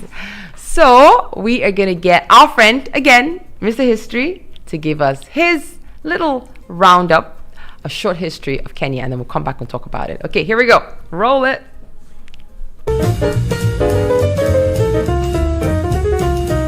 This is Africa, and here's Kenya. Now, let's have a look, shall we? The tale of Kenya stretches back to the sunrise of the human story, and its first inhabitants were hunters, scouring the sweeping, simmering landscapes for their meat. As the slow centuries slinked by one after the other, different peoples migrated into the land, bringing with them an alternative to hunting. Pastoralism, the art of herding and shepherding livestock. More centuries slithered away as still other peoples slipped into the land. Bantu speakers from the west, who brought their knowledge of farming and metalworking into the land. The Bantu took a liking to the coastal region, which became a prominent hub of trade in what became known as the Swahili coast. Contact with Arabians brought the religion of Islam to the locality, and one of the area's major ports was located in Kenya, the city of Mombasa. Built around the year 900, Mombasa's mercantile reach extended as far away as India and China, amassing wealth from the export of products ranging from ivory to sesame seeds. In 1498, the Portuguese stopped by en route to India and clearly liked what they saw, for a few years later they were establishing their presence in the region, a presence that was cemented by the enormous Forte Jesus, built in 1593 to safeguard Portuguese territorial domination, which lasted for over 100 years. In the 1690s, however, the Arabs of Oman besieged the fort for nearly 3 years and finally won, expelling the Portuguese and assuming command. The Omanis increased the slave trade that was going on, desirous of free labor for their clove plantations, and delving deeper into Kenya for that purpose. Meanwhile, in the mid-1700s, the Maasai migrated into the land, cattle herders and great warriors who would come to dominate the vast expanse of the Great Rift Valley, as well as neighboring lands. And if you ever want to know how stretchy your earlobes can be, look no further than a Maasai woman. Can you believe it? Sorry, had to use that one. Anyway, slavery sadly persisted in the country under Omani rule well into the 19th century, though the British made efforts to restrain it. And in 1846, the German linguist Johann Ludwig Krapf came to Kenya as a missionary. He explored the country and translated the Bible into Swahili. Today, Christianity is the majority religion in Kenya. Though the Germans had vested interests in the country, it was the British who gained control of it in the latter 19th century. To more efficiently link their colonial holdings, the British built the Uganda Railway, using workers from what's now Pakistan, and set about constructing what would later become Kenya's capital, Nairobi. Of course, a number of Kenyan tribes were hostile to British rule, such as the Kikuyu, the Kamba, and most fiercely, the Nandi, but to no avail. European settlers began setting up farms, though industry was disrupted by World War I. In 1920, Kenya was officially made a colony, and still more settlers arrived to farm, one of whom was the Danish writer Karen Blixen, who wrote about her experiences in the book Out of Africa. Now, the colonial endeavour had dispossessed many native Kenyans of immense slices of land, who were not being represented in the governing of their own country, and there was a lot of anger and resentment brewing, which in 1952 boiled up into the Mau Mau uprising. The Kikuyu people, along with representatives of other ethnicities, revolted against British rule, led by Dedan Kimathi, a grisly, horrible conflict, noted for atrocities on both sides. The British eventually managed to quash the rebellion, which subsided after the execution of Kimathi in 1957. Though relative quiet was restored, it was clear things had to change, and they did. In 1963, the push for independence succeeded, and Kenya was free, Jomo Kenyatta becoming first president. Kenyatta, a conservative and anti-communist, oversaw a time of economic growth, but also also a controversial land distribution scheme that stoked ethnic tensions, favored tribes being given more land or other tribes' lands, and so on. There were also conflicts with the Somali minority in the north, which spilled into the next president's term. Now, Kenya had been under one-party rule for decades, and the road to a more free form of democracy was a bumpy one, to say the least. All sorts of ethnic political violence accompanied the path to a coalition government. But it happened at last, and a new constitution was drafted, and today Kenya, with its medium level of human development, has seen many improvements and possesses the largest economy in East Africa. But what looms ahead for Kenya? Comment.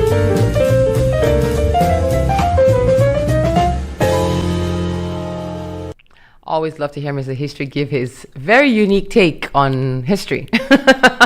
So Kenya, what did you learn anything new about that about Kenya from that video, Baron? Yes, and I also learned that the British, the Portuguese, and the Dutch, they don't actually like to stay at home. And then when they go somewhere, they travel somewhere, they never go straight back home. They won't stop by somewhere.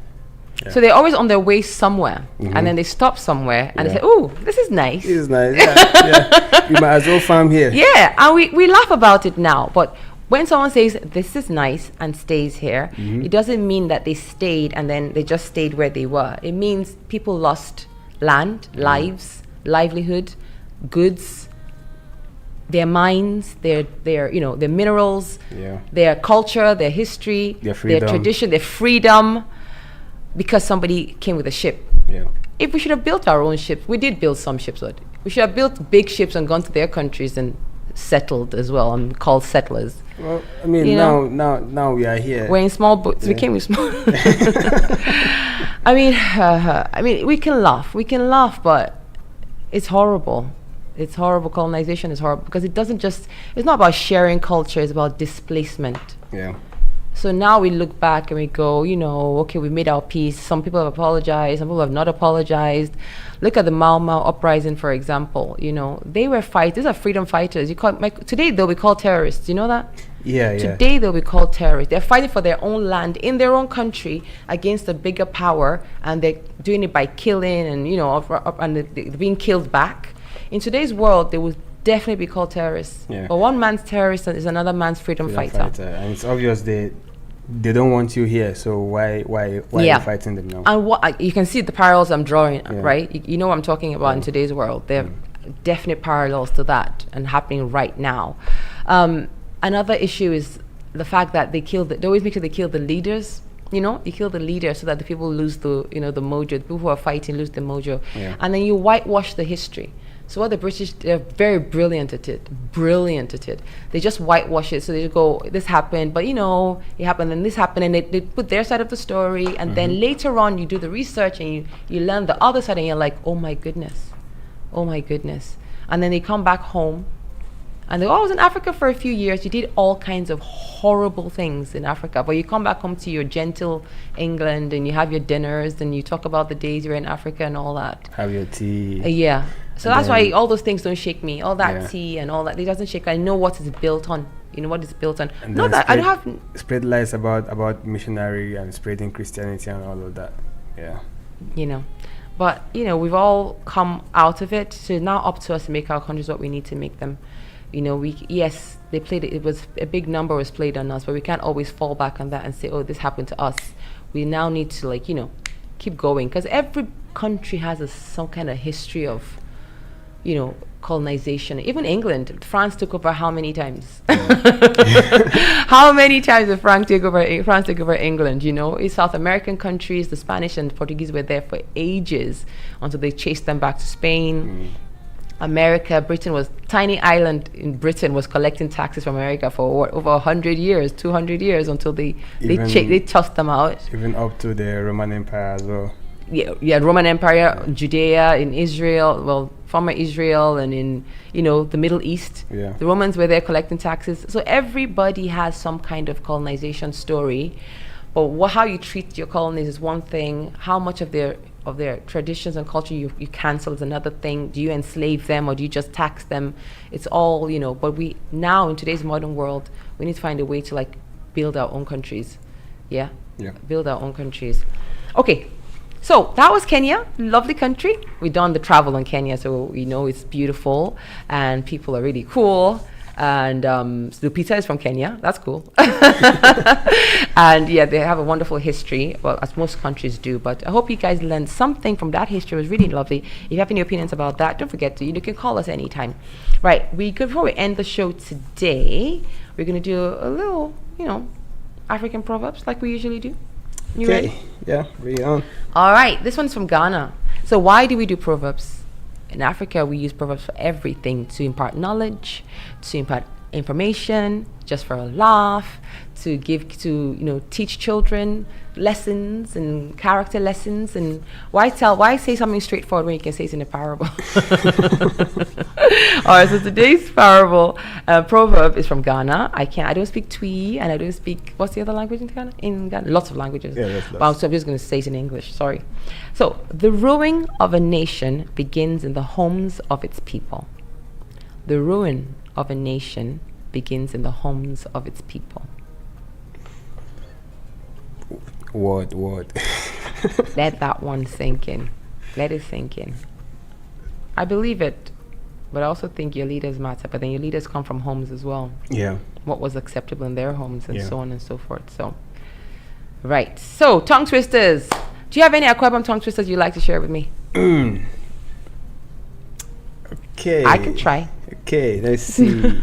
I know you probably know some already. So let's see. Ooh, not tongue twisters. Maybe some proverbs, but not tongue twisters.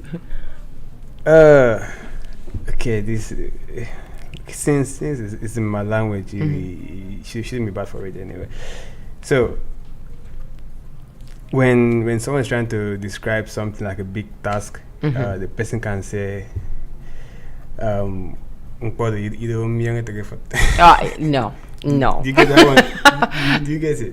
I got it. Yes. So it's not appropriate. It's a big.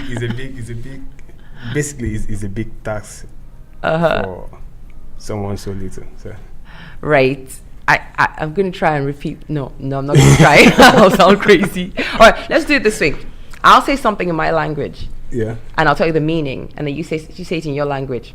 Okay. So if I say, for example, okay, give me something to say.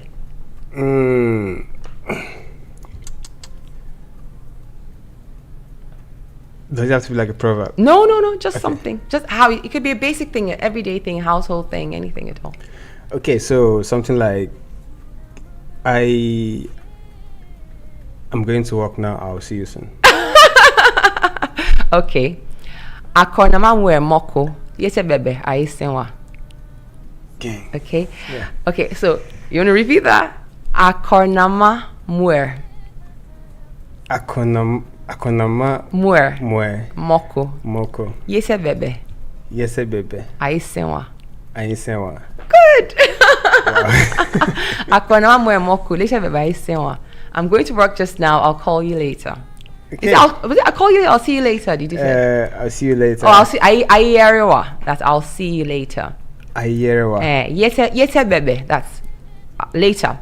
We put our adjective at the beginning of the sentence in Calabari. Don't ask us why. Most people put it at the end. We put it. So yete bebe. Later, I'll see you. Yete bebe ayerewa. Okay. All right. So in your language, how do you say? Okay. So in my language is. Say it again. Nkautum idarando. Ikautum. Nkautum. Oh, nkautum. Idarando. Nyaukat ndubi. Ndubi. Yes, that was terrible. I've forgotten all my BB. I'm so sorry. Idado means now. Yes, idado means now. Yes. Yeah. I know that. Yeah. Yeah. Okay. One more? Yeah, one more. Okay. This is fun. Okay, let's see. All right, so tell me to say something. Something like, okay. Where is your father? Where's your dad? Yeah. Indeeda. Indeeda. But we remove the E. So indeeda. Ida, question mark. Indida. Ndida. Yes, very good. All right. Or how do you say it in a video? So it's quite simple, just one word. So you could say like Uso. Okay. Oh, I got it. Yeah, Uso. Yes, that's how you get. Yes, Yeah. Uso. Right. In Yoruba, you say Baba enko. Ibo ni baba ewa. Nibo ni baba ewa. Nibo ni Baba ewa. Baba Ewa. Nibo ni baba ewa. Or you just say Baba enko. Baba Enko. Baba your dad. Baba enko. Baba Enko. But together. Baba enko. Wow. I think I have 3 other languages I could say it in, but let's leave that for to the end of the show. All right, guys, that was fun. I think I'm going to add that. We should do that more often. That was awesome. We should. Yeah, right, guys. We had a great time. Baron, thank you for being such a good sport. You're always such a great sport. We had the wonderful Paris Ikunna here. She talked about being a finalist for Miss GB. We've talked about Vicky James, the rising fashion star. Amazing, just incredible. We've talked about fashion and safety standards in filmmaking, especially in Nollywood, how they're going to probably have a change now to be taken more seriously after the unfortunate death of the wonderful Junior Pope. And we brought to you travel from Senegal and history from Kenya.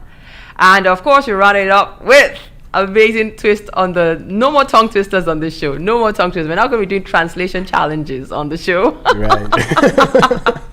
With Baron and I in a video, Kalabari, and a little bit of Yoruba sprinkled in there. If you have other things you'd like to teach us or want us to say in your language, your African language, do not hesitate to call us. And we'll be back next week with more politics, news, history, fun, translation, African languages apparently, and everything in between. Have a wonderful rest of your Monday and a wonderful week ahead. Bye, everybody. Baron is going to choose the play out song. So bye from me and bye from Baron.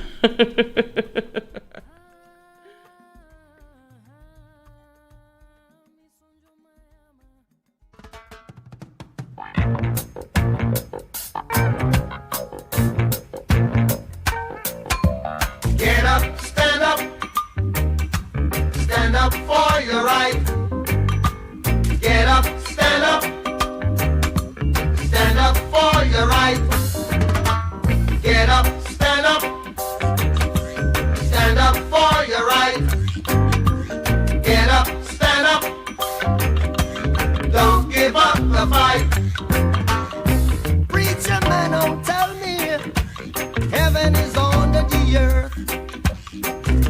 I know you don't know what life is really worth. Isn't all that glitter is gold? Half the story had never been told. So now you see the light. Hey, stand up for your right. Come on, get up, stand up. Stand up for your right. Get up, stand up. Don't give up the fight. Get up, stand up. Stand up for your right. Get up, stand up. Don't give up the fight. Most people think great God will come from the sky, take away everything